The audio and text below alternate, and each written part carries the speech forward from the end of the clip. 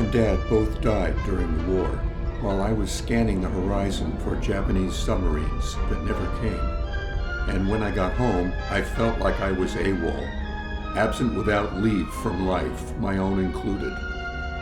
I felt no connection at all to being a farmer like my dad. So I drove around the towns near their farm. I would just sit in the car waiting for something to happen, but nothing ever did. So I decided to sell out and move to the big city. And here I am.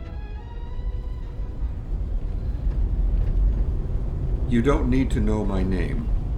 There's probably a million guys like me cruising nonstop around this enormous burg they call Los Angeles, piling on the miles. I had endless leisure time to think about where I'd been and where I was going to, if that even meant anything. I had my reasons for living this way. I was like a shark. If I didn't keep moving, I might die. So I never stopped. Well, almost never, just the occasional break to get gas. Some food. Relieve myself. Get a little shut-eye once in a while that wasn't in the back seat of my car.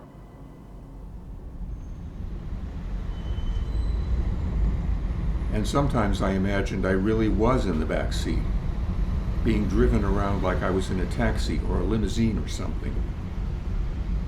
And I'd have time to dream, like I was back on the school bus, or enjoying myself at an amusement park.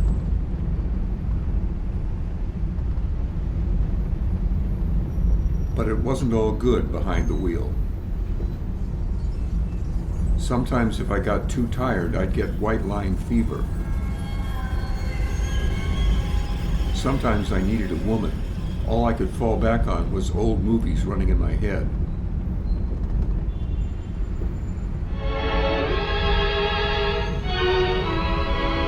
I had a girl before the war. Italia Boland was her name. And when I came home, I couldn't find her. She had vanished into thin air. I guess I had to admit to myself that with all the driving around Los Angeles, I'd been looking for her, hoping she might have moved to the big city too.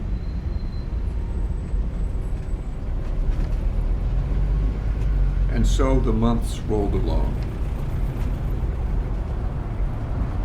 I had my comic books to read in the car while listening to the radio. From the beautiful RKO Hill Street Theater in downtown Los Angeles, Wild Root Cream Oil presents What's the Name of That Song?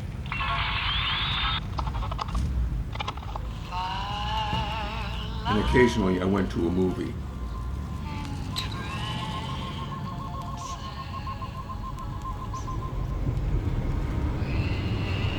And once I thought I saw Italia at the bus depot in Hollywood. False alarm, it turned out, after I double parked and chased after her. My money started to run low, and my car was going to need major repair work. So I pulled a time-honored trick and went into that famous soda fountain on Sunset Boulevard. Somebody liked my good looks, and the rest, as they say, is history. They turned me into Slade Barnett, and then Devin Kane, and then Boone Thatcher, and changed my name a few more times until they settled on